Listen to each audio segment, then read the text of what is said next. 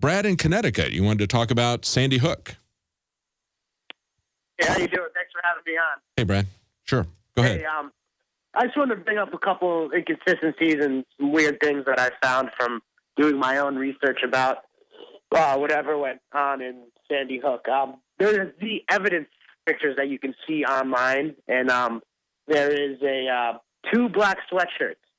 One's by the front passenger, and the other's by the rear passenger that are just left on the ground, and they never really talk about that. Yeah, there's a lot of anomalies. I mean, the article, the interview that Wolfgang Halbig had with American Free Press, it was a 45-minute long interview. Adon Salazar, not Paul Joseph Watson, but Adon Salazar, had a detailed argument talking about, he kind of focused on the crime scene because that's his investigation background. He's a former state trooper. He's a school security consultant. So there's a lot of strange things that are going on in the periphery of that. It's very strange that you don't have any families that have sued. That's never happened before in a shooting. That there's never been any families that sued. It was interesting that you did have one family that was going to sue, and they were going to sue for $100 million because not because their daughter was killed, but because she was frightened, and they backed off of that after just 2 weeks, and nobody has sued them for negligence. And of course, that's the first thing that seems to happen. And if they were concerned about children's safety, you would think that they would be open to school safety consultants like Wolfgang Halbig. So we're taking your calls, talking about news articles today. We've been talking about the attack on the family farm, what's going on in the Ukraine. What does that mean for not just the Ukrainian people, but what does it mean for us as we see the American government escalating this conflict between sanctions in there and all the war hawks and everybody's ready to go. Oh, yeah. I mean, you start going after the Ukraine and Russia, and you start going after the Crimea, which is their access to water. That's going to be a very call in last week talking about the ports out there, and that's a very real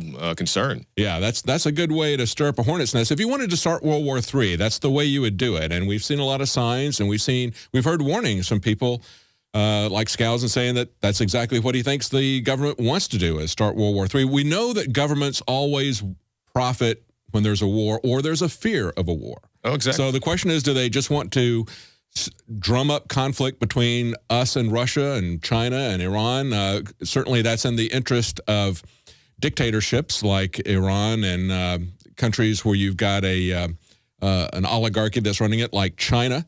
It certainly makes them stronger to brag about how they want to go to war and how prepared they are for war. But, of course, our government is becoming more and more like a dictatorship in every respect. So you would expect them to start doing that. The situation in Syria where, Obama says they crossed the red line, and then he says, no, the American people say they crossed the red line. Then they show the videos of these YouTube videos with the Al-Qaeda logo on it, show it on the big networks. You see, it's Assad. I'm like, Assad with the Al-Qaeda logo on his video. Like, okay, that makes perfect sense. That's right. I guess we're not really too far away from the day when the U.S. military is going to parade down the streets of Washington on May Day.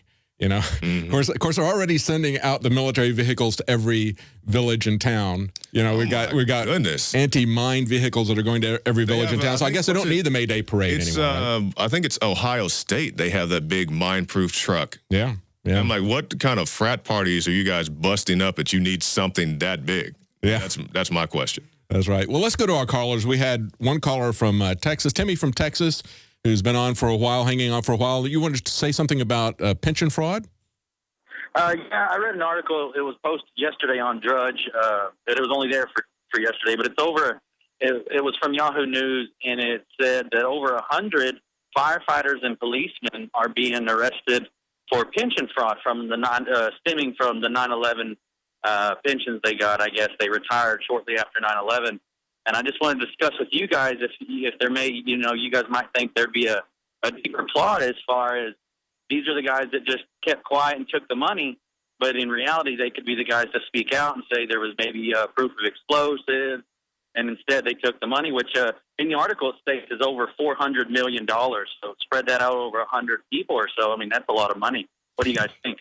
Well, it's hard to say. I mean, I have to look into that. Frankly, I wouldn't be surprised to find anything associated with the 9/11 situation, but we know how the government has used it. We've covered it over and over again. Alex has has talked to eyewitnesses. We have done documentaries. We've covered the news. It's just amazing, and we see it happening over and over again. I mean, what do you think about the fact that Rachel Maddow and MSNBC and CNN are talking about how phony the Boston bombing looks? It was amazing when the Boston bombing was happening. We would question details of the narrative, and a half hour later, it's almost like CNN was responding. It was kind of surreal. Yeah, it was pretty surreal. But they were the spokespersons for what was going on with the Boston bombing, and now, I guess, to try to bolster their credibility, they're questioning it.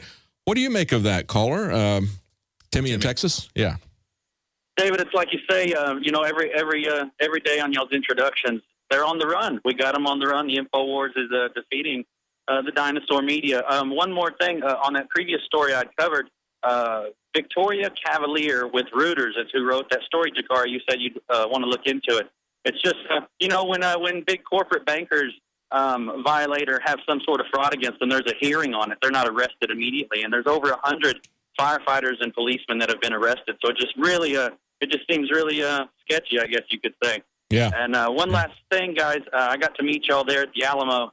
Jakari, you were wandering around lost trying to find the march, and I ran into you with a buddy of mine. So it's good to meet you guys.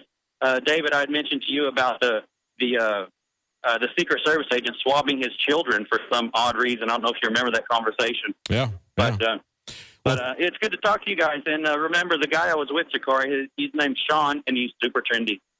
Okay. All right, thanks. Well, thanks, Timmy, and thanks for showing up at the Alamo. We have to stand up for our freedoms or we lose them, and it's very, very important for us to stand on the freedoms that the government recognizes. They recognize so few, and when it's legal to open carry a rifle and the police are harassing people for that because they want to make the public, they've gone on record, Eric Holder has said that he wants to brainwash the public. They want everyone to be afraid not only of the sight of guns, but the sight of someone with a gun. Joe Biden. And I'm glad the caller brought that up, the Alamo, because everybody asks, when we go out here, we fight every day, we get on the show every day. What progress is being made? That's progress going out to the Alamo, because we had a police chief who said he was going to arrest anybody who came out there with a gun. You had 1,000+ people show up with guns. That's a victory. When the food babe comes on here and says Subway needs to take this stuff out of the food, that's a victory. When you have the Hernandez family in San Antonio, Texas, saying that we're not going to wear your RFID tags, they fight it out. Catherine Albrecht gets involved. They win. That's a victory. Victories happen every day, but you don't see this on your mainstream network, so people just think we're just banging our head against the wall. And occasionally, we knock a hole through that wall, bust through it, and get the bad guys out of there. It can happen, but you have to be persistent. You can't give up, and just be encouraged and keep going at it. That's right. You got Rachel Maddow, who's gone from laughing at Alex Jones and making all kinds of bizarre accusations about, he's just questioning the government's official story. Now she's questioning the government's official story. That's a huge turnaround. Symbols are powerful, and the globalists have hijacked the symbols of America. They've turned them into their own symbols. Well, we are restoring the idea of the true republic, not the counterfeit globalist empire, by promoting the icon George Washington and others. That's why we're rolling out an 100% made in America line of incredible pro-liberty apparel. We are repopularizing liberty. We are helping fellow Americans rediscover what made this country great. We are the spirit of 1776. We are 1776 worldwide. We are all brothers and sisters in arms in the animating contest of liberty in the long march towards humanity's ultimate destiny of freedom. Visit madein1776.com today and vote with your dollars to promote truly made in America, high-quality products, and promote the ideals of liberty. Now you can watch The Alex Jones Show live as it happens at Infowars.com/show. You'll find links to all of our content there and a free 15-day trial for Prison Planet TV. More than 60 movies and documentaries all in one place at Infowars.com/show.